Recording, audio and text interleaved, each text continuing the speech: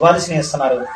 ఏదన్నా అవసరం వచ్చి లేకపోతే పలకరిద్దామను విశ్వాసులకు ఎవరికన్నా ఫోన్లు చేస్తే అమ్మో ఏమడగడానికి చేశారు అమ్మగారు, ఏం వాళ్ళు మన దగ్గర ఉన్నాయి, ఇచ్చేసేసామే, ఈ నెల ఇవ్వాల్సి ఇచ్చేసామే, మళ్ళీ ఎందుకు చేశారంటారు అని ఇలాగ ఆలోచన చేస్తున్నారు ఫోన్లకు అందరూ.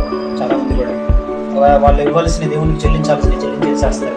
మిగిలిన నెలంతా కూడా దైవసేవకుడు ఎలా ఉన్నాడు, ఏం చేస్తున్నాడు, కుటుంబం ఎలా ఉంది, ఏం తింటున్నారు, ఏం తాగుతున్నారు, వారికి ఏమన్నా ఇబ్బందిగా ఉందా, మనం ఒకసారి వెళ్ళి కనపడదాం, మనకు కలిగింది ఏదో వారికి ఇచ్చి వారి యొక్క దీవెనలు ఆశీర్వాదాలు దేవుని పొందుకొని వద్దాం, చిన్న ప్రార్థన చేయించుకొని వద్దాం, ఒకసారి వెళ్ళి కనపడదాం, పరామర్శిద్దాం. ప్రభు అన్నాడు గొర్రెలు మేకల గురించి చెప్పాడు కదా, మేకలను ఏమన్నాడు, నేను ఆకలిగా ఉన్నప్పుడు మీరు నాకు ఆహారం పెట్టలేదు, దప్పికొన్నారు మీరు నాకు దాహం ఇవ్వలేదు, నేను చెరసాల్లో పడి ఉన్నాను మీరు నన్ను చూడటానికి రాలేదు, దిగంబర్నే ఉన్నాను నన్ను పరామర్శ చేయలేదు, ఇదిగో ఏవి కూడా మీరు నాకు చేయలేదు, కాబట్టి మీరు ఆ నరకాగ్నికి పోండి, నిత్యాగ్నికి పోండి అని చెప్పేసి వారిని తొలిసేసాడు.